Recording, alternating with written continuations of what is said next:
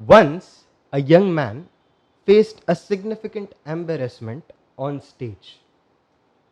He accidentally mixed up couple of key points and the audience noticed. He can feel the disappointed in the eyes of the audience. But rather than taking this as a defining moment for him, he actually thought of taking it as a learning lesson and started honing his craft. And slowly but surely, he is now become a celebrated figure in today's world. The speaker I'm talking about is none other than Jay Shetty. It's funny, right? Most of the great speakers that we know today have done some mistakes in their speaking careers. And that brings us to the theme of this season, that is public speaking experiences, from embarrassment to empowerment. Hello, everyone. This is Aditya Mehta, and you are listening to Personality Development Podcast. In this episode, we are going to hear a very similar journey from RJ Dileep Singh. He is the guy who has faced numerous challenges in his speaking journey.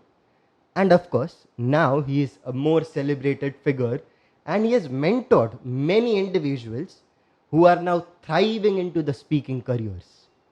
So please allow me to welcome RJ Dileep Singh. But before we get started with this episode, let me give a huge shout out to New Image Consulting, our sponsors for this entire season. This organization is dedicated to help companies and individuals build their personal brands and live the life to the fullest. Now, with that being said, let us get started with the episode. You listen to this amazing intro music. Till the time, I'll get RJ Dileep in this episode.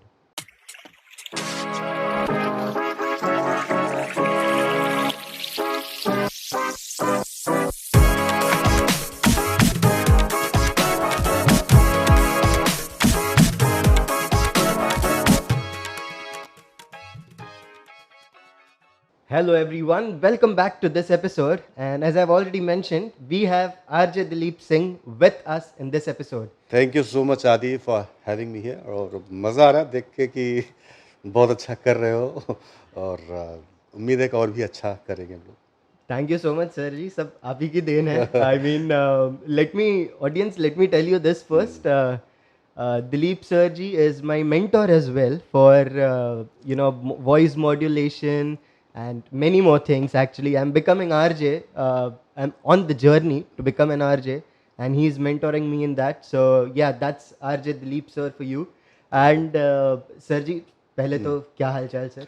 बहुत बढ़िया और पोहा खिला के एकदम दिल खुश कर दिया चाय और पोहा जो हमें सुबह सुबह चाहिए होता है शाम को मिल गया आज नहीं सर, हम हमारे जो भी गेस्ट रहते हैं, जो एक्सपर्ट्स होते हैं, हम गेस्ट नहीं बोलते, but we say them as experts because they add numerous values in the lives of the audience and personally मेरी लाइफ में, क्योंकि मैं भी उन्हीं से सीखता हूँ, जो सीखता हूँ वो हर आदमी किसी न किसी से सीखता है, मैं भी किसी न किसी से सीखता हूँ और आज बहुत सारी चीज़ें पॉडकास्ट में मैं तुमसे सीखूंगा. Thank you sir, that's a big thing and that's very humble of you. So sir ji, मतलब मैंने जो आपका छोटा सा इंट्रोडक्शन दिया था, मैं बोलूँगा कि वो तो सिर्फ एक झलक थी आप जो हो उसके.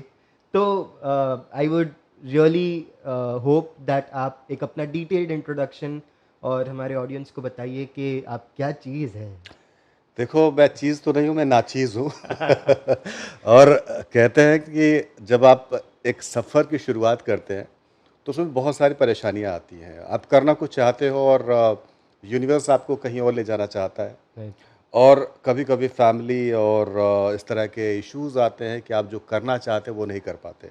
सेम मेरे साथ भी ऐसा ही हुआ कि मैं बचपन से चाहता तो था कि मैं आरजे बनूं, एक्टर बनूं और रेडियो सुनता था, लेकिन फैमिली मेरी चाहती थी कि मैं डॉक्टर बनूं, लेकिन वो डॉक्टर वाले गुण मेरे कोई नहीं थे मेरे अंदर तो हैंड राइटिंग सर, वैसे हैंड राइटिंग हाँ है, एक ही गुण है जो हैंड राइटिंग मेरी बहुत ख़राब है. तो जो जिसकी वजह से मेरे घर वालों ने सोचा कि चलो हैंड राइटिंग ख़राब है, एक तो मिल रहा है, तो उन्होंने चलो पढ़ाई तो मेरी शुरू हो गई, मैं साइंस साइड से था और बीएससी किया मैंने। फिर मैंने मेडिकल की प्रिपरेशन की, एमबीबीएस की तैयारी की। मुझे हालांकि मिल भी गया क्या बात प्राइवेट मेडिकल कॉलेज जो मैनेजमेंट कोटा से, लेकिन मैं सेटिस्फाइड नहीं था, मुझे तो करना कुछ और था और भेजा कहीं और जा रहा था। फिर कहते हैं ना कि जब आप कुछ करना चाहते हो, दिल और दिमाग के बीच में बगावत लाजमी है।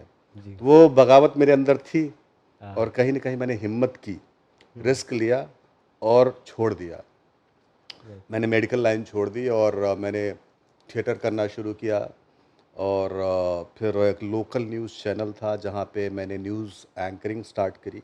75 रुपीज़ पर बुलेटिन मिलते थे ओह! उसमें। ओके। तो मेरे लिए तो वो इंस्पिरेशन थी, एक मोटिवेशन था कि कुछ तो मिल रहा है। राइट। और जब लोकल चैनल में लोग देखने लगे तो और मोटिवेशन मिला कि अरे दुकानों पे जा रहा हूँ सामान लेने, अरे ये तो आता है न्यूज़ में। तो हाँ। ये अच्छा लगा मुझे। फिर मैं रात को छुप-छुप के, मैं प्रयागराज से हूँ, तो हुँ। प्रयागराज में एक स्टूडियो हुआ करता है, अभी भी है, बहुत पुराना है, जो पुरानी टेक्नोलॉजीज़ पे काम करता है। अभी भी वो लोग अपग्रेड खुद को नहीं किया है। मेरे ख़्याल से ये उनके लिए भी अच्छा है और हमारे लिए भी वो एक जर्नी रही है, तो अच्छा लगता है, अभी भी जाते हैं तो। वो उनके यहाँ मैं रिकॉर्डिंग में वॉइस ओवर करने जाता था हुँ। और वॉइस ओवर, ये कमर्शियल वॉइस ओवर नहीं हुआ करते थे। वो बीएमसी की पाइपलाइन या इस तरह के कुछ एड्स आते थे, हाँ, हाँ, हाँ। टंकी जो बन रही है पानी की सफाई के लिए, नगर निगम जो चलवाता है, राइट। उसके अनाउंसमेंट्स होते थे। और रामलीला में जो लाइट एंड साउंड से रामलीला खेला जाता था, रामलीला में जो वॉइसेस होती थी राक्षसों की, हाँ। अब वो फिलर्स जो थे, अब मेन वॉइस ओवर जो होता था वो तो राम और सीता का अलग होता, राइट। कैरेक्टर वॉइसेस के लिए रिक्वायरमेंट्स होती थी, तो हम हुँ। जाते थे वहाँ पे, सीख रहे थे उस टाइम पे। तो कहीं मारीच की वॉइस के लिए मिल रहा है, कहीं सुबाहु की वॉइस के लिए मिल रहा है, छोटे-छोटे। मैं खुश होता था करके, और जब रामलीला होता था तो मैं जाके सुनता भी था कि मेरी आवाज़ आने वाली है। हाँ। इतने सारे लोग सुन रहे हैं, किसी राइट। को क्या पता कौन बोल रहा है। उस हज़ारों की भीड़ का हिस्सा मैं हुआ करता था कि जिसकी वॉइस वहाँ पे चल रही होती थी, और मुझे खुशी होती थी कि एक राइट। मोटिवेशन और मिला। राइट। फिर मैंने रेडियो में ऑडिशन दिया, ऑल इंडिया रेडियो में। हुँ। पहले साल मेरा सिलेक्शन नहीं हुआ, राइट। क्योंकि जो कमियां थी वो मुझे पता थी। मैं एक गांव से आया हुआ लड़का था जो कि डिक्शन और उच्चारण और उर्दू के तलफ़्फ़ुज़ के बारे में बिल्कुल नहीं जानता था। हुँ। और जो गांव में बोला जाता है, शादी को भी शादी बोला जाता है वहाँ पे यूपी में, जी। तो मैं भी वैसे ही था। आवाज़ अच्छी थी, मुझे लगता था कि मैं, आवाज़ अच्छी है तो मैं कर जाऊँगा हाँ। और मेरा सिलेक्शन हो जाएगा। जी। लेकिन जो कमी थी वो मुझे नहीं पता थी कि ये कमी है। ये तो हाँ। मैं जानता था कि हमारे यहाँ यही चलता ही है, यही भाषा ही है। तो वो राइट। लैंग्वेज की जानकारी नहीं थी। फिर मुझे गाइड किया वहाँ पे एक जो वहाँ के जो सीनियर वॉइस ओवर आर्टिस्ट थे, हुँ। उन्होंने गाइड किया, सिखाया, 1 साल मेरे ऊपर काम किया और मैंने भी उन्हें पूरा टाइम दिया 1 साल तक। वाह! यहाँ पे लोग क्या करते हैं कि पेशेंस नहीं है। जी। 3 महीने, 2 महीने में कोर्स करने के बाद बोलते हैं कि जॉब नहीं मिली, हमने वेस्ट हाँ। कर दिया टाइम, राइट। पैसा वेस्ट हो गया, इन्वेस्टमेंट इतना चला गया। अब वो जी। छोटे से अमाउंट को इन्वेस्टमेंट कहते हैं। हाँ। हाँ। इन्वेस्टमेंट वो नहीं है, इन्वेस्टमेंट वो है जो 10 साल, 5 साल काम करके आने के बाद कुछ न कुछ कर रहे हैं, जी, जी, जी, वो जी। इन्वेस्टमेंट है। हुँ। आपका पैसा गया, वो इन्वेस्टमेंट कुछ नहीं है, वो तो आप अपने खाने, घूमने, मूवी देखने में खर्च कर देते हैं, तब जी। उसको आप काउंट नहीं करते हैं। जी, जी, जी। लेकिन जब आप करियर के लिए वो इन्वेस्टमेंट करते हैं तो रिटर्न में हुँ। चाहते हैं जी, जी, जी। तुरंत। तो वो पेशेंस अब नहीं है। हमने जो राइट। टाइम दिया है, उसका रिज़ल्ट है कि आज हम ठीक-ठाक काम कर रहे हैं, जो भी कर रहे हैं। बिल्कुल। यहाँ पे मैं आपको रोकूँगा क्योंकि हुँ, मैं बहुत उत्सुक हूँ ये चीज़ जानने के लिए कि जब आप जैसे अलग-अलग रामलीला के हुँ, वॉइसेस में आप हुँ, जाते थे हुँ, और हुँ, उसके वॉइस ओवर कर रहे हुँ, थे। Hmm, so at that point of time जो आपके मतलब वो विचार क्या रहते थे? Hmm, that's number 1 hmm, and number 2 कि जो आपसे ये वॉइस ओवर्स करवाते थे, हुँ, उनका बिहेवियर कैसा रहता था? ओके, क्योंकि मुझे जहाँ तक पता है कि हुँ। वहाँ पे थोड़े रूड बिहेवियर्स होते हैं बिल्कुल एंड करेक्ट होते आपको हैं। वो सब सहन करके आगे बढ़ना पड़ता है, बिल्कुल, राइट? सो हाँ। I want to know more about it. तो उस टाइम पे क्या था कि अब सबको एक मंझा हुआ आर्टिस्ट चाहिए होता है, हाँ। एक प्रोफ़ेशनल वॉइस ओवर आर्टिस्ट चाहिए होता है। जब एक इंटर्न या एक फ्रेशर जाके वॉइस ओवर करता है और उसको वो रिज़ल्ट नहीं मिलता, तो जी। इरिटेट होते हैं लोग।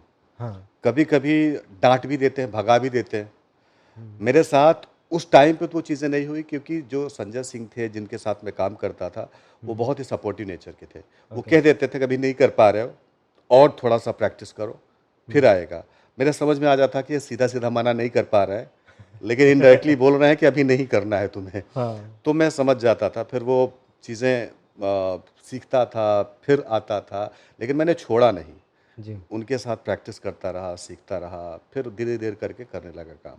Wonderful, that's really a nice story sir. And मुझे लगता है कि ये सपोर्टिव नेचर वाला जो आपने हेरिडेटरी जो आपको मिला है वो अपने हुँ, गुरु की तरफ से ही मिला है, कि बिल्कुल। आप भी काफ़ी सपोर्टिव होते हो जब हमें सिखाते हो तभी। मैं वही जो मैंने फेस किया है, मैं वह नहीं चाहता कि अब लोगों को करना पड़े। राइट। क्योंकि कभी-कभी मैं लोगों को लगता है कि जो आते हैं ट्रेनिंग लेने, हुँ, उनके बहुत सारे क्वेश्चंस होते हैं, उनको उनका एक वो टर्म्स एंड कंडीशंस रख देते हैं हुँ। कि क्या जॉब मिलेगी? जॉब मिलेगी तब मैं करूँगा। जी, तो ये इस बात को लेके मैं कभी-कभी ये सोचता हूँ कि आप जब तक स्टार्ट नहीं करोगे तो मैं गारंटी कैसे ले लूँ? जी। ये तो कोई आईटीआई तो आप कर नहीं रहे हो कि आप फिटर का काम कर रहे हो। हाँ, आपने सीख लिया, आप जाके प्लम्बर बन गए या ओह! आप मैकेनिक बन गए। हुँ, ये तो रेडियो है, ये वॉइसिंग इंडस्ट्री है, स्किल का काम है यहाँ पे। जी, अपने स्किल पे जब तक आप काम नहीं करेंगे तब तक वहाँ तक नहीं पहुँचेंगे। जी। और बाकी आगे बढ़ा तो बहुत सारे लोग ऐसे मिले हुँ, जो डिमोटिवेट करने वाले थे, हुँ। जो लाइव इवेंट्स जब हम करते थे, हाँ, हाँ, हाँ। तो वहाँ पे ऐसे लोग मिले कि जो आपसे माइक छीन लेते थे। ओह! स्टेज पे आपसे माइक छीन लेते थे कि कुछ उनको अनाउंस करना है और हम फ्लो में हैं, राइट। आके बीच में स्टेज पे घुस के माइक छीन लेते थे हाँ, और खुद बोलने लगते थे। उनको लगता था वो बेहतर बोल रहे हैं। ओके। तो ऐसे सिचुएशन में भी हमने उस चीज़ को हैंडल किया है, टैकल किया है। राइट। ऐसे ऑर्गेनाइज़र्स भी मिलते थे, हाँ, जो कि काम करवाने के बाद पैसा ना देना पड़े, कम देना पड़े, उसके लिए आपको सुनाने लगते थे कि हाँ। ये बहुत बकवास शो गया है। अच्छा। ताकि ये आप उनसे डिमांड ना कर पाओ कि इतना पैसा दो, जो हमारी आपकी करेक्ट। बात हुई थी। तो ऐसे ऑर्गेनाइज़र्स मिले हैं और हुँ, कभी-कभी बहुत सारी चीज़ें गड़बड़ हो जाती थी स्टेज पे। हुँ। ये कभी-कभी ऑर्गेनाइज़र्स की वजह से भी होता था कि on the spot situation change हो जाती थी, जी, स्क्रिप्ट चेंज हो जाती थी, जी। गेस्ट चेंज हो जाते थे। तो हाँ, वहाँ पे आपको किस तरह से हैंडल करना है, वो एक एंकर को, एक पब्लिक स्पीकर को बखूबी आना चाहिए कि राइट, आप उस सिचुएशन को कैसे मैनेज करते हैं, हैंडल राइट। करते हैं।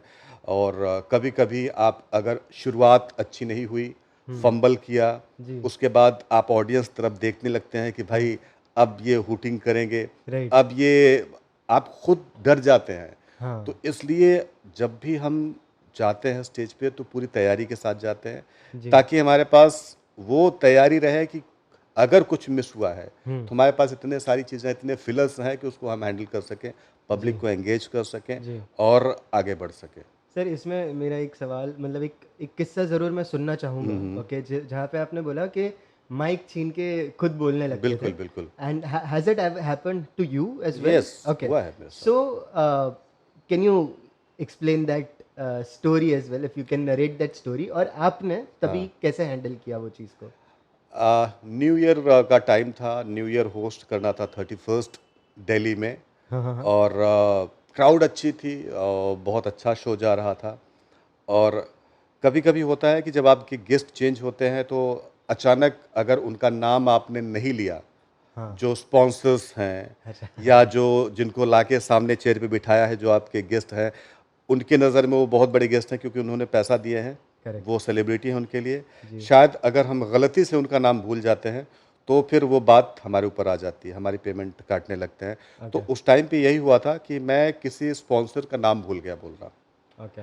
और चलते शो में ऑर्गेनाइज़र आया, हाथ से माइक छीना और एक ऐसा लुक दिया कि लगता है कि मुझे धक्का दे देगा। तो मैंने कहा कि ये क्या हो रहा है भई? अचानक इसको हाँ, क्या हो गया?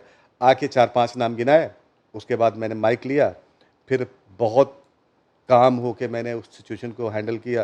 किसी ने मुझसे कहा था कि उस टाइम पे चुप हो जाना चाहिए जब तुम्हें बहुत गुस्सा आ रहा हो।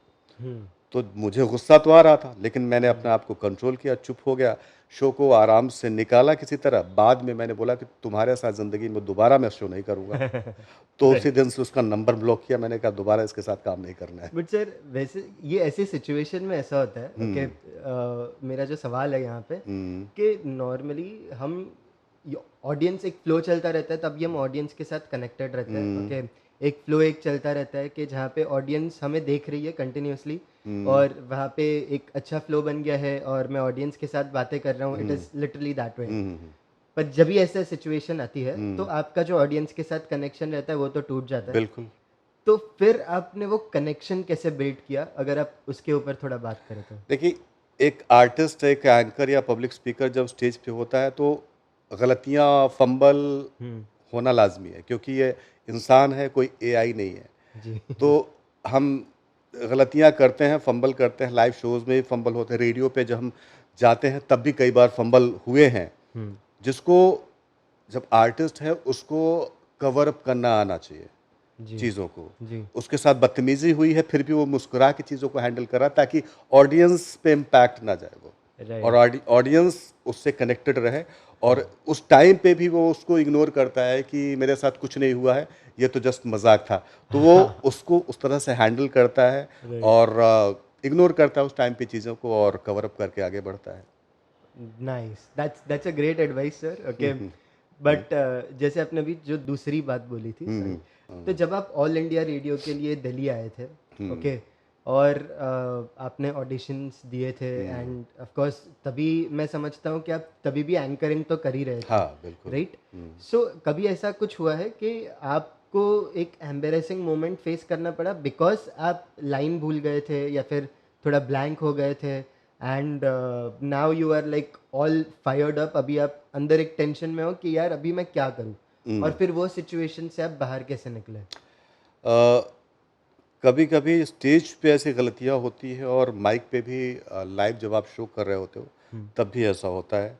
और रेडियो में तो ऐसा कई बार हुआ है। ओके, और क्योंकि रेडियो में एक आपको मॉनिटर करने वाला एक ड्यूटी ऑफिसर होता है, जो अच्छा। कि आपको सुनता रहता है कि आप जो-जो चीज़ें कर रहे हैं, वो सही से कर रहे हैं। जो हुँ, एड्स एंड स्पॉट्स दिए गए हैं, हुँ, वो हुँ, टाइमली आप प्ले कर रहे हो, 1 हुँ, सेकंड इधर-उधर नहीं हो रहा है। हुँ, और जो स्टेज पे होता है, स्टेज पे भी गलतियाँ कई बार हुई हैं, तो वहाँ पे भी इस तरह के मोमेंट आए हैं। मैं कई जगह, जैसे कि अभी 2 साल पहले मैं कटनी गया था, हुँ, हुँ, जबलपुर हुँ। के पास है। जी, जी। वहाँ पे भी ऐसे हुआ कि मैं शो कर रहा हूँ, और कोई आया, अचानक मेरे हाथ से माइक छीन के खुद बोलने लगा, हुँ, और मुझे नहीं पता था कि वो कौन है। राइट।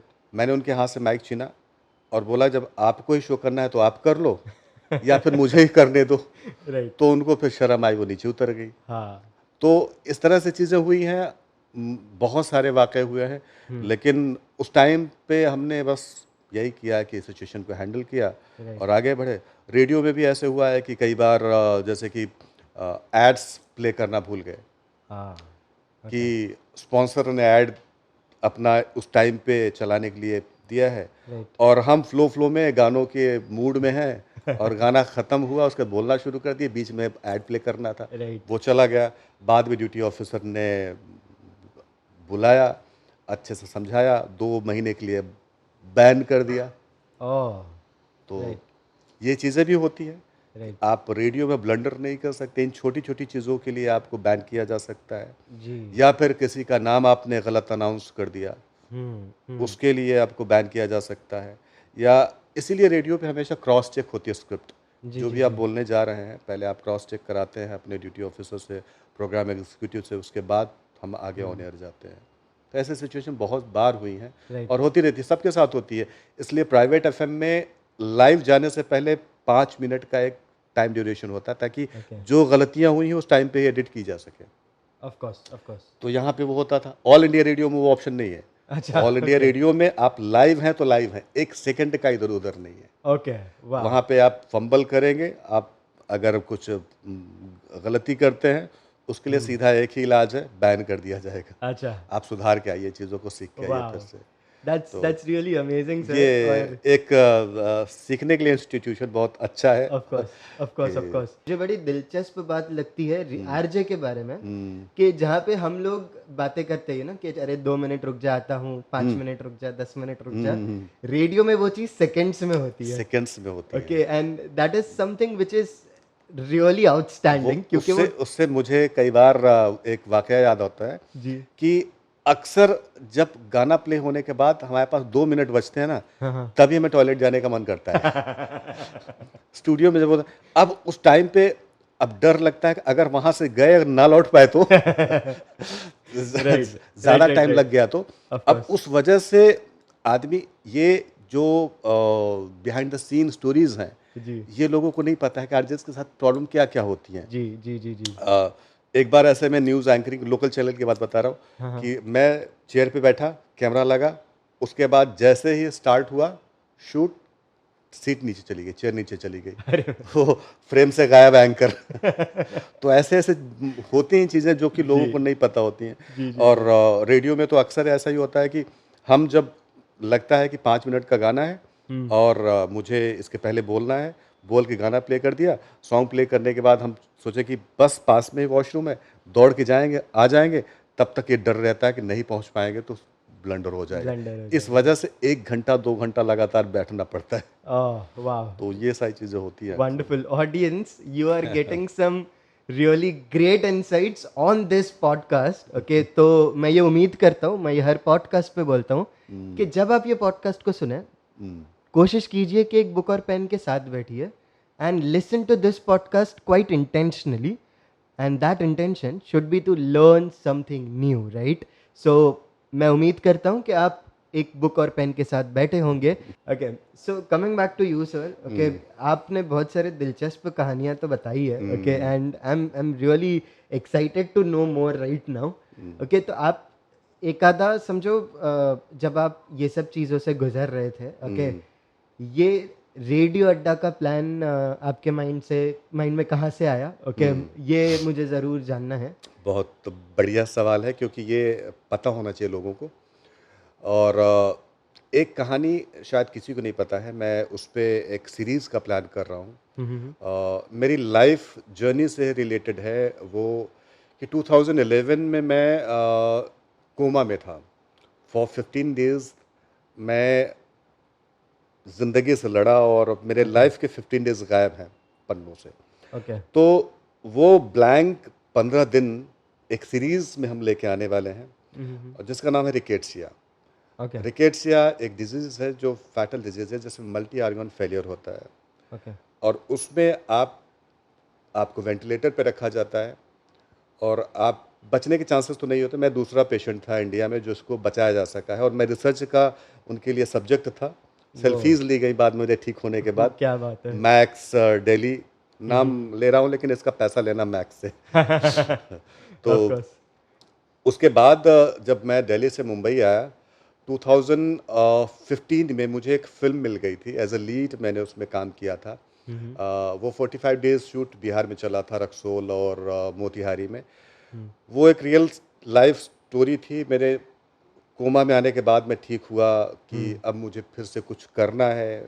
वो चीज़ें मैंने जब रेडियो का सब छूट गया था तो मैं जब मुंबई शिफ्ट हुआ तो मैंने वो तो फिल्म करी, जैसा कि हर आदमी सोचता है कि मैं मुंबई जाऊंगा तो हीरो बन जाऊंगा, ग्लैमरस लाइफ है. Right. जाते ही मुझे मेरे जैसा स्मार्ट और हैंडसम कोई है नहीं, मुझे ही ले लेंगे. तो आया तो मैंने देखा कि एक काम मिलने के बाद मैंने वो काम बिहार में किया था, शूट किया था. यहाँ तो कोई जानता ही नहीं है, मूवी रिलीज़ भी नहीं हुई थी कि पहचान मिले उससे.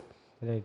उसके बाद ऑडिशंस देने शुरू किए, फिर 4 बंगलों के चक्कर लगाना, फिर सर्वाइवल के लिए क्या मैं घर से पैसा नहीं ले सकता था क्योंकि मैंने बगावत करी थी. पैसा हालांकि आता था लेकिन खुद से नहीं मांग सकता था. जी. तो मैंने सोचा कि क्या किया जाए कि मैं सर्वाइव कर सकूं. एक सीरियल मिला मुझे उस टाइम पे, ना हौसला हारेंगे, दूरदर्शन के लिए. ओके. मैंने उसमें काम किया, कुछ पैसे उससे आए. उसके बाद 2 रियलिटी शोज़ में लगे मनोरंजन टीवी के, मैंने होस्ट किया उसको, डांस रियलिटी शो. कुछ पैसे उससे आ गए लेकिन वो ज़्यादा नहीं था. जी. और मेरे अंदर वो एटीट्यूड था कि मैं cameo one day two day वाला शूट नहीं करूँगा, ओके। कि जो एक दिन दिखाया चले गए, फिर हाँ, कई महीने बाद। हाँ। तो मैं वो सो और मैं सोचा कि चलो जो आता है मुझे पहले उसमें ट्राई करूँ। रेडियो जी। मुझे आता था, वॉइस और डबिंग के लिए ट्राई करना शुरू किया। हुँ, थोड़ा-थोड़ा काम करने लगा। हुँ, एंकरिंग के लिए ट्राई करने लगा हुँ। कि आरजे की प्रोफ़ाइल पहले सही थी, तो काम एंकरिंग में मिलने लगा। जी। उसके बाद फिर मैंने यहाँ पे 2 अकेडमीज़ थी हुँ, मुंबई में, जो कि रेडियो ट्रेनिंग और फ़िल्म ट्रेनिंग देते थे। हुँ, हुँ, हुँ। उनके यहाँ मैं वॉइस मॉड्यूलेशन की क्लासेस लेना शुरू किया, एंकरिंग की और रेडियो की। मैंने पढ़ाना शुरू कर दिया। जी। नवी मुंबई मुझे जाना पड़ता था। हुँ, हुँ, हुँ। फिर एक फोरमंगलो में है, वहाँ पे 2 वीक में 2 दिन उनके यहाँ क्लासेस लेता था। जी। फिर मैंने देखा कि वो बहुत ज़्यादा फ़ीस ले रहे हैं स्टूडेंट से, हाँ। और मुझे दे रहे हैं नॉमिनल, जो मेरा एक फैकल्टी की जो फ़ीस जी। होती है। हुँ, मैंने कहा कि जब काम मुझे ही करना है, हुँ। पढ़ाना मुझे ही है, फ़ीस सारी वो रख रहे हैं, तो मैं अपना क्यों ना स्टार्ट करूँ? राइट, तो मुझे एक मोटिवेशन मिला वहाँ से, ये समझ आया कि मैं भी ये काम कर सकता हूँ। बिल्कुल। फिर मैंने एक छोटी-सी जगह ली, हुँ, गोरेगाँव वेस्ट में, और उस टाइम पे रेडियो अकेडमीज़ बहुत कम थी। जी। तो मैंने फ़ेसबुक पे पोस्ट डालना शुरू कर दिया रेडियो ट्रेनिंग की, और पहले बैच में ही 15 स्टूडेंट्स आ गए। क्या बात है! तो मेरे लिए तो ये बहुत अच्छी बात थी कि ये यहाँ पे चलने वाला है, क्योंकि और अकेडमीज़ थी नहीं, और जो थी बहुत ज़्यादा पैसा ले रही थी। Of course. तो मैंने एक नॉमिनल कॉस्ट में शुरू किया। तो फिर 1 साल चलाने के बाद फिर मैंने सोचा कि चलो अब थोड़ा-सा और आगे बढ़ा जाए, तो फिर मैंने हार्मनी मॉल, गोरेगाँव वेस्ट में मॉल में एक जगह ली। हुँ, मॉल में स्टार्ट किया, हुँ। फिर और मोटिवेशन मिला, प्रमोशन हुआ और स्टूडेंट्स आने लगे। जी। फिर मैंने ये सोचा कि मेरे पास रेडियो स्टेशन तो है नहीं, अब हाँ। ट्रेनिंग तो दे रहा हूँ, लेकिन इनको प्लेसमेंट या फिर इंटर्नशिप कहाँ मिलेगी? जी।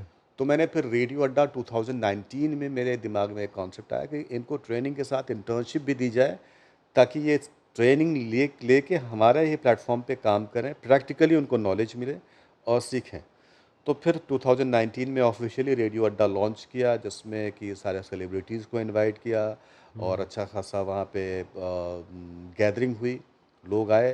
फिर 2019 से वो सिलसिला चलने लगा, और आज तक वैसा ही चल क्या रहा है। बात है सर! बहुत बढ़िया sir and thank you. It's a very motivating story. But यहाँ पे मुझे एक क्वेश्चन है आपसे। हुँ। 2019 में आपने स्टार्ट किया और 2020 में लॉकडाउन आ गया था। Hmm. Okay, what was the situation back then? Lockdown कुछ चीज़ों के लिए बहुत बेहतर रहा है। ओके। अ, जहाँ पे सारे लोग जा चुके थे, मुंबई से बहुत सारे लोग भाग रहे थे, अपने-अपने शहरों में हुँ, जा रहे थे। हुँ। जो एक्टिंग कर रहा था, जो कि सिर्फ़ एक काम के भरोसे था, हाँ, वो भाग रहा था। जिसके पास जी। बहुत सारी चीज़ें थे, यही आज स्किल मेरे लिए काम आई। कि मैंने एक स्किल डेवलप कर ली थी, टीचिंग वाली। हाँ। अब वो मैं उस टाइम पे मेरी शादी लगभग होने वाली थी। हुँ, हुँ। तो मेरी वाइफ़ से ऐसे फ़ोन पे बातें चलती, लॉकडाउन के टाइम पे सब चले जा गए, और मैं भी भाग आया था घर। हुँ। लास्ट फ्लाइट थी जो जिससे मैं भाग के गया था, ओके। वरना पहुँच ही नहीं पाता। तो रेंट जा रहा था हर जगह का, ऑफ़िस का रेंट जाना, घर का हाँ, रेंट जाना, और हाँ। लैंडलॉर्ड कम करने को तैयार नहीं थे। राइट। उस सिचुएशन में मैं क्या करता, ऑफ़लाइन ट्रेनिंग तो हो नहीं पा रही थी। तो मेरी वाइफ़ ने वो मुझे सजेशन दिया कि ऑनलाइन स्टार्ट करो। हुँ, हुँ। तो मेरे दिमाग में वो चीज़ें आई, ऑनलाइन स्टार्ट किया, और उसके बाद अच्छा एडमिशन आ गया ऑनलाइन में। मैंने राइट। कहा कि ये तो काम कर गया भई, ये हुँ। एक एक्सपेरिमेंट था, लेकिन अच्छा रहा है। जी। तो वो जब अच्छा चल गया, तो उसके बाद क्या हुआ कि लॉकडाउन जैसे ही ख़त्म हुआ, हमने दिल्ली ब्रांच लॉन्च कर दी। क्या बात है! तो जब स्टूडेंट मिल चुके थे, अब उनको ऑनलाइन पढ़ने के बाद उनको प्रैक्टिकली सीखना था। हुँ, तो ये समझ में आया कि अब ऑनलाइन से ज़्यादा ऑफ़लाइन पे काम करना पड़ेगा, तो दिल्ली बिल्कुल। ब्रांच हमने लॉन्च की। दिल्ली के बाद फिर हमने धीरे-धीरे करके पटना लॉन्च किया, फिर हुँ, आगे बढ़े, पुणे लॉन्च किया, राइट। फिर लखनऊ, प्रयागराज, रांची, क्या बात है! कानपुर अभी स्टार्ट हो रहा बहुत है, बढ़िया सर, कोलकाता। आपकी जर्नी मतलब हमेशा और and I am hmm, loving that आप पूरे के पूरे किस्से बता रहे हो and that is hmm, something which I really admire. Hmm, एक चीज़ जो मैं आपको बताना चाहूँगा, हम्म, बहुत सारे लोग हैं जिन्होंने लॉकडाउन के वक्त बहुत सारी चीज़ें नहीं स्टार्ट की है, एंड हम्म, एक चीज़ मैं आपको बता दूँ, ये जो पॉडकास्ट है हम्म। वो भी लॉकडाउन की ही देन है। अरे यार क्या ओके, बात है, so super. We start I started podcast at my place, और तभी हम्म, मैंने स्टार्ट किया था 20 रुपए के ईयरफोन से, हाँ। जो लोकल ट्रेन में मुंबई में हम्म, मिलता है। ओ, Okay, and यार, from there the podcast has gotten up and hmm, it is going well right now. Super. I mean, आप आ चुके हो हाँ, तो अरे definitely देख रहे हैं कितना अच्छा सेटअप है सारा, लॉकडाउन के दिन है। right, but audience, एक चीज़ ज़रूर बताना चाहूँगा इधर, हम्म, that चीज़ें डिफ़िकल्ट होगी, बट जब भी चीज़ें डिफ़िकल्ट हो, ज़रा दिलीप सर की कहानी को याद कर लेना, एंड आई एम श्योर बहुत सारा मोटिवेशन कहीं ना कहीं उधर से मिल जाएगा आपको। So that's from my side. Dilip ji, back to you. Sir ji, एक बात और मैं हम्म, जानना चाहूँगा आपसे। हम्म, ओके, ये आपने रेडियो अड्डा की जो जर्नी है वो तो आपने हम्म, शुरू कर दी, हम्म, आपका खुद का रेडियो चैनल भी है जी, अभी, एंड काफ़ी सारे लोग भी आते हैं, हम्म, इंटर्नशिप भी अभी हम्म, हो चुकी है जी, चालू। तो मुझे ये पूछना है कि अभी जब आप मेंटोरशिप करते हो, जब हम्म, लोगों को आप सिखाते हो, हम्म, क्योंकि मैं भी एक प्रोफेसर रहा हूँ, तो मुझे पता है कि जब अपना बच्चा कुछ ज़्यादा अच्छा परफॉर्म करता है हम्म, तो एक हल्की सी किक ज़रूर बैठती है कि हम्म, हाँ यार, देखो मेरा स्टूडेंट है। हाँ, तो कोई ऐसा किस्सा जो आप हम्म। बताना चाहो और आपके किसी स्टूडेंट ने आपको गौरव महसूस करवाया हो? बहुत अच्छा सवाल है आदि, और मैं ये बताना चाहूँगा कि मुझे अच्छा लगता है कि मैं उन लोगों के किस्से शेयर करूं जो कि रेडियो अड्डा से आए और आगे बढ़े हैं और आज एक फेमस चेहरा है। पहला नाम तो मैं ओमी जोशी का लूँगा। ओमी जोशी को आप सद्गुरु को आप पहचानते होंगे, जी साउथ के जो जी जी जी। सद्गुरु जी हैं। सद्गुरु की जो हिंदी ऑफिशियल वॉइस है वो ओमी जोशी करते हैं। ओह। ओमी जोशी रेडियो अड्डा से पास आउट हैं और ओमी जोशी ने अपने करियर की शुरुआत वॉइस और डबिंग में रेडियो अड्डा से करी है।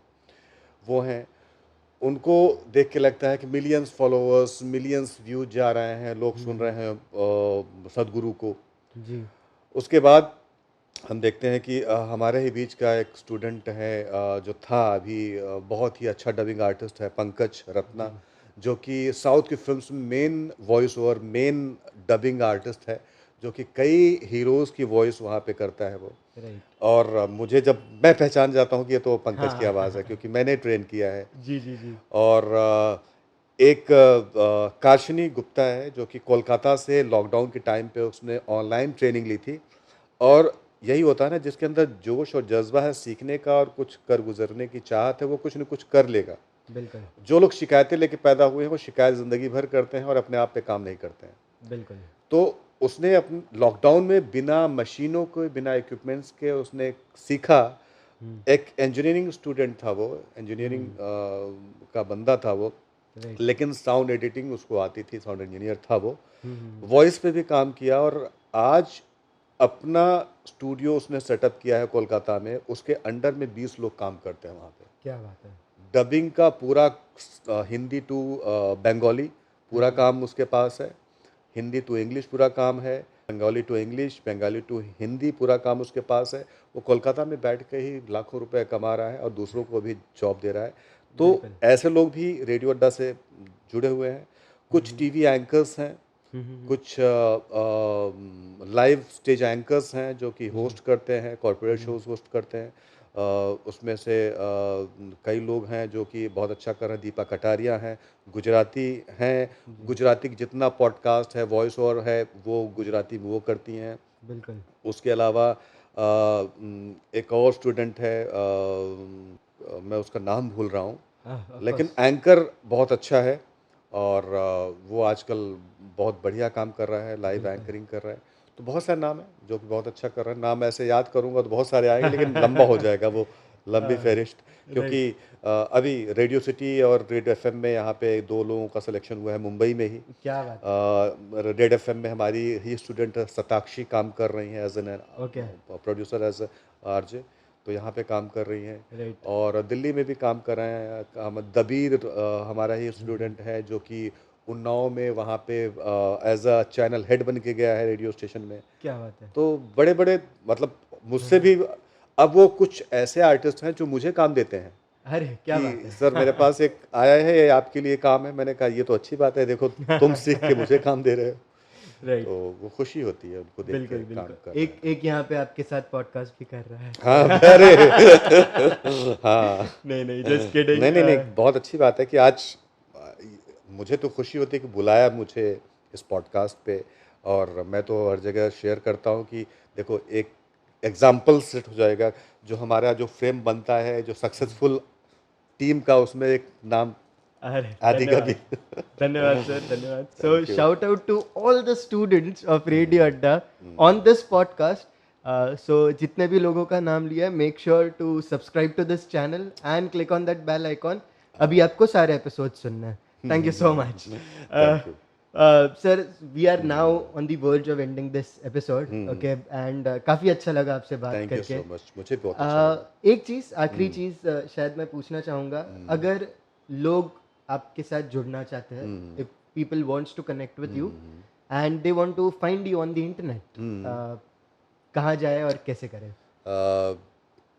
रेडियो अड्डा का ऑफिशियल पेज है, इंस्टाग्राम पे भी रेडियो अड्डा ऑफिशियल, और यूट्यूब पे भी है रेडियो अड्डा ऑफिशियल, फिर फेसबुक पे भी है, लिंक्डइन पे भी है, हर जगह। और वेबसाइट है www.radioadda.in। और आरजे दिलीप सिंह को भी वो ढूंढ सकते हैं, मिल जाऊंगा गूगल पे भी। बिल्कुल और ट्रिंग जो एक प्लेटफॉर्म है जहाँ से हम जैसे लोगों को हायर किया जाता है, बिल्कुल वहाँ पे भी मिल जाएंगे। बिल्कुल। तो सब जगह अवेलेबल है, बस क्या बात कोशिश है। होनी चाहिए, ढूंढने की शिद्दत होनी चाहिए। बिल्कुल। सो ऑडियंस, आपकी शिद्दत है, बट हम आपके लिए इस चीज़ को काफ़ी इजी भी कर देते हैं। हाँ, I'll mention the links in the description. क्या बात। So you are just a click away from RJ Dilip Singh, right? Make sure to get connected with him and make sure to let him know that you have heard him on podcast on personality development. तो आपको पहले reply मिलेगा, right sir? Correct. Correct, right? So make sure to do that.